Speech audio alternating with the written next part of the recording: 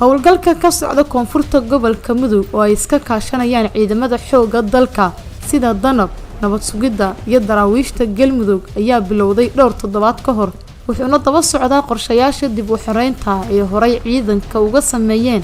gobolada Shabeellada Hoose, Shabeellada Dhexe iyo Jubbada Hoose. ciidamadani iskaashanaya oo ay danab hormuud u tahay ayaa guulo waaweyn ka gaaray howlgalkan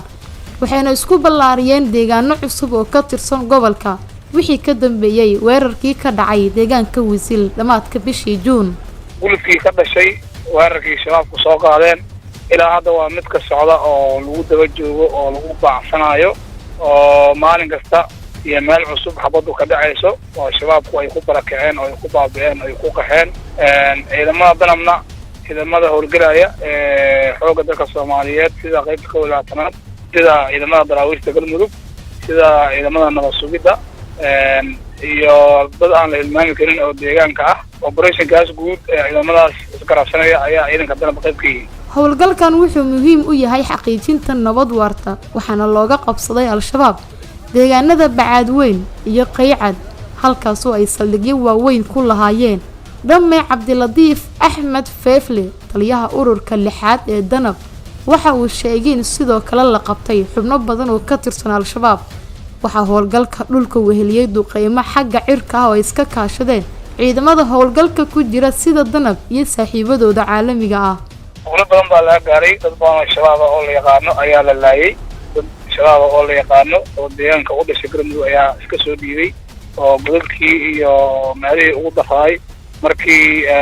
laga weeraray area dhulka u adkeysan waayay ayaa hadda gacanta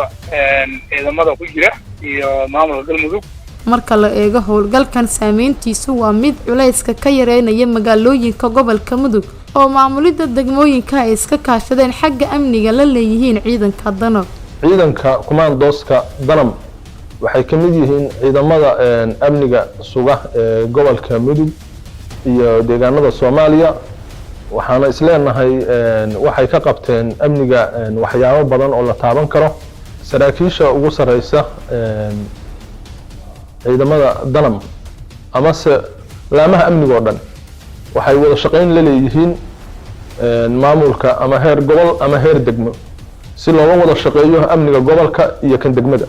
howlgalkan hadafkiisa sidoo kale waa ilaalinta shacabka. xarunta gobolka Mudug ee Gaalkacyo waa mid laga dareemayo howlgalkan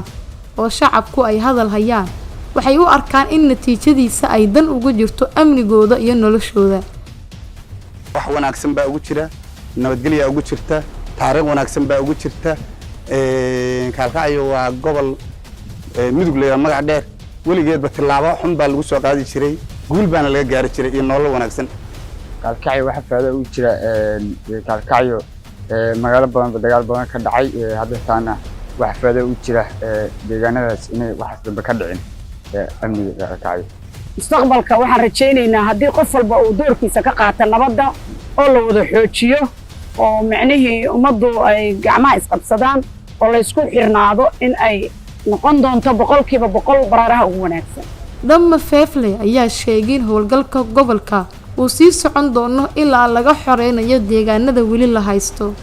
waxaana shacabka ugu yeeray in ay la shaqeeyaan ciidanka si looga miro dhaliyo guulaha la gaaray. al-shabaab kitaab ilaahay kuma dhaqmaan mid yani ma lagu heshiina kuma dhaqmaan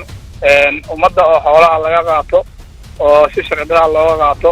oo waxa weey maarta qofka oo nabadiisa waafaqsan oo la handado oo la xiro yani maarta dhaqamadooda al-shabaab wixii lagu yaqiinay umba deegaankan ka jiray oo deegaanada ay soo kharibeen ama hadda ay joogaan ay ku hayeen. guulaha u dambeeyay ee ciidamada danab iyo kuwa kale ee Soomaaliyeed ay gaareen ayaa loo arkaa mid loo qaaday dhinaca nabadda iyo amniga Soomaaliya.